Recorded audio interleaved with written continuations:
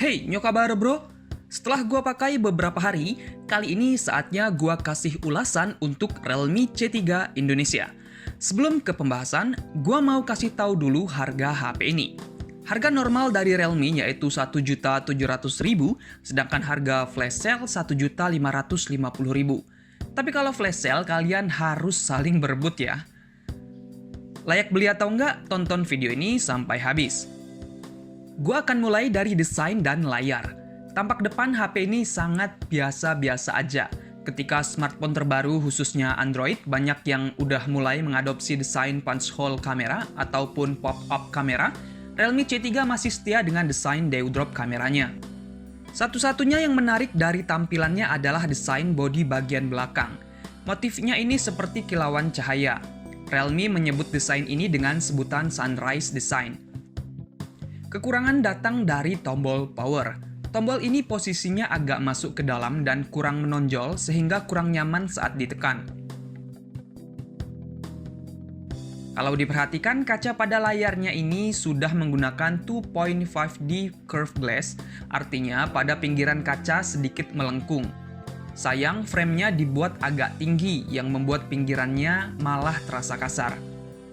Untuk layar, Realme C3 membawa layar IPS seluas 6,5 inch yang sudah dilapisi Corning Gorilla Glass 3, dan baiknya lagi layar ini sudah dilapisi plastik anti-gores.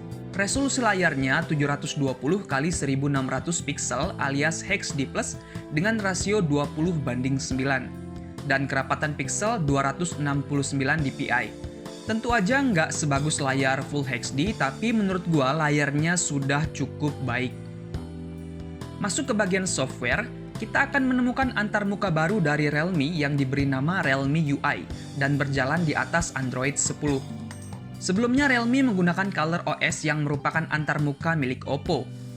Fiturnya juga cukup lengkap, mirip seperti yang ada di Color OS, termasuk fitur game space dan mode gelap yang lagi ngetren. Ada satu fitur yang perlu kalian perhatikan. Fitur ini diberi nama teknologi Real Sound. Bisa kalian temukan di menu pengaturan suara dan getaran. Fitur ini bisa memberikan pengalaman yang berbeda saat mendengarkan musik lewat earphone, karena suara yang dihasilkan akan terasa lebih lebar. Ya, walaupun nggak semua lagu cocok dengan efek dari fitur ini, dan yang paling nggak cocok adalah ketika main game PUBG Mobile. Jadi sebaiknya kalian nonaktifkan fitur Real Sound ketika bermain game PUBG Mobile. Realme C3 juga tidak menyertakan LED notifikasi. Terlepas dari semua fitur yang ditawarkan, kekurangan terbesar dari Realme UI ini adalah borosnya dalam penggunaan memori internal dan RAM. Total memori internalnya sebesar 32 GB. Saat pertama kali dinyalakan dan belum menginstal aplikasi tambahan, memori internalnya hanya tersisa sekitar 19 GB aja. Artinya ada 10 GB lebih yang sudah terpakai untuk sistem, dan RAM-nya yang hanya 3 GB sudah terpakai sekitar 50%. Beralih ke bagian hardware processing yang menurut gua jadi poin paling menarik dari HP ini. Menggunakan chipset dari MediaTek Helio G70 yang masuk dalam keluarga chipset gaming tentu membuat banyak orang penasaran seperti apa performanya. Perlu kalian ketahui, MediaTek sudah merilis 4 seri Helio G dan G70 adalah varian yang paling rendah. Gimana performanya? Buat penggunaan harian seperti aplikasi media sosial, browsing, chatting, dan streaming berjalan dengan mulus, begitu juga dengan multitaskingnya. Ya, setidaknya gua yang nggak banyak-banyak buka aplikasi, multitasking di HP ini masih terasa baik-baik aja.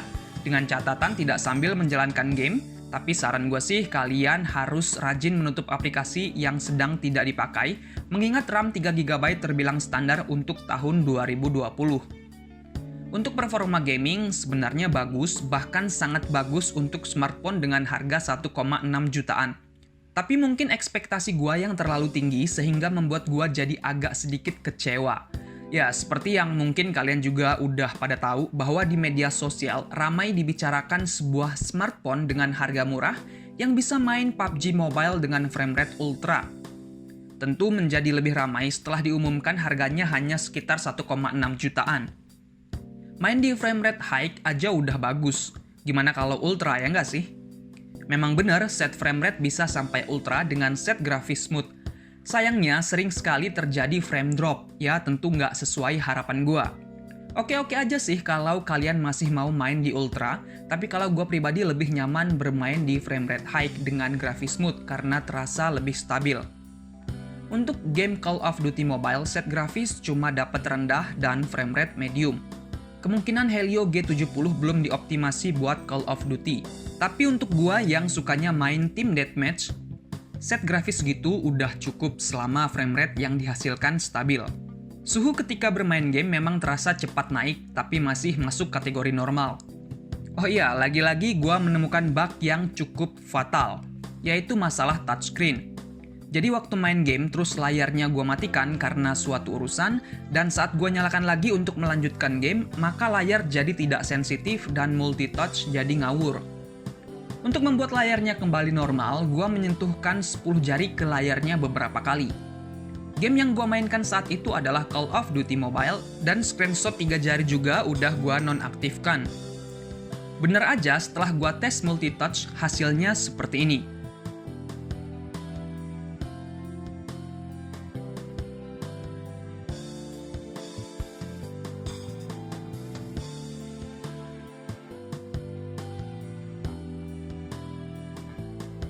Gua harap bug ini cuma soal software dan Realme segera memperbaikinya.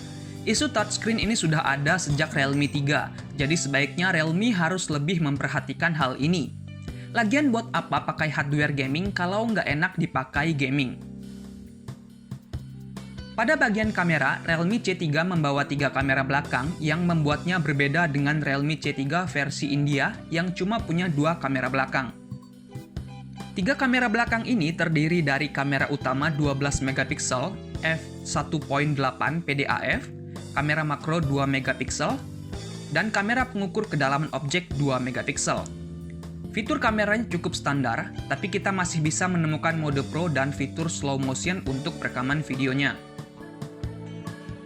Untuk outdoor dan juga di tempat-tempat dengan cahaya berlimpah, hasil foto kamera belakangnya menurut gua sih bagus, berkat auto HDR yang bekerja dengan baik.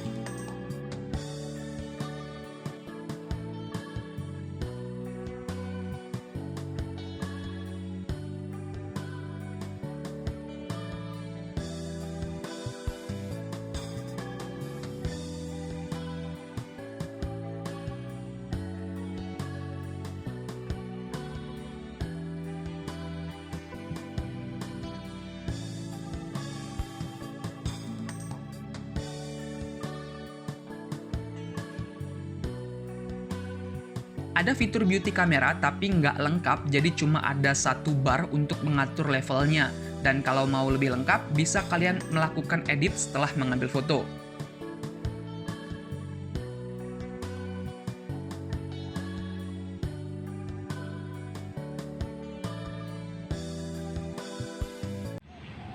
Hey, apa kabar bro? Kali ini gue lagi nyobain rekaman video kamera belakang dari Realme C3. Rekaman video maksimalnya di 1080p 30 fps. Dan nggak tahu nih stabil atau enggak karena gue nggak nemuin pengaturan AIS di sini.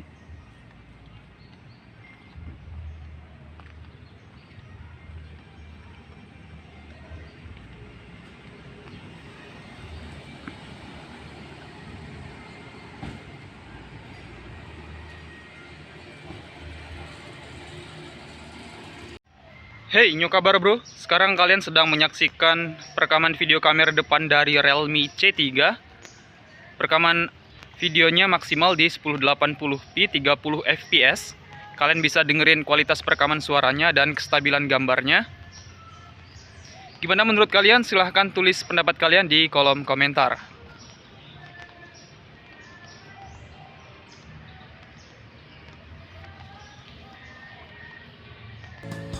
Untuk baterainya yang berkapasitas 5000 mAh punya daya tahan yang bagus. Untuk pemakaian ala gua yang juga doyan main game online bisa 4 jam dalam sehari.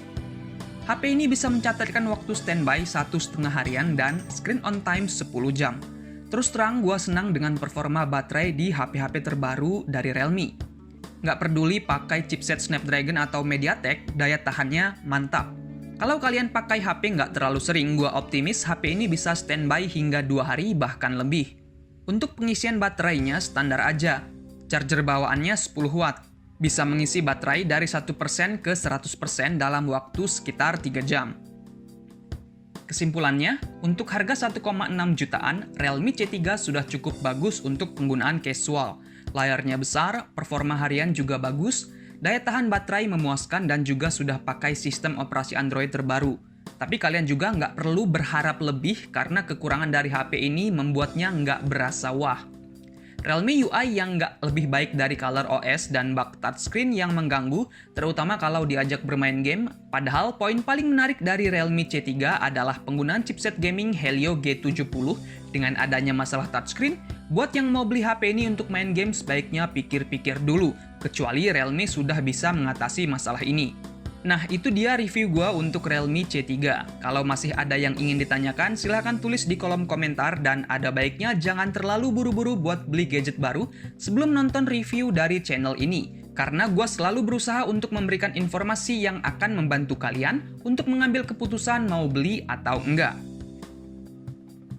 Oke deh, sekian dulu video kali ini. Jangan lupa klik like jika kalian suka, share jika bermanfaat, tinggalkan komentar. Buat yang belum subscribe, silahkan klik tombol subscribe dan aktifkan loncengnya biar nggak ketinggalan video-video terbaru dan bermanfaat lainnya.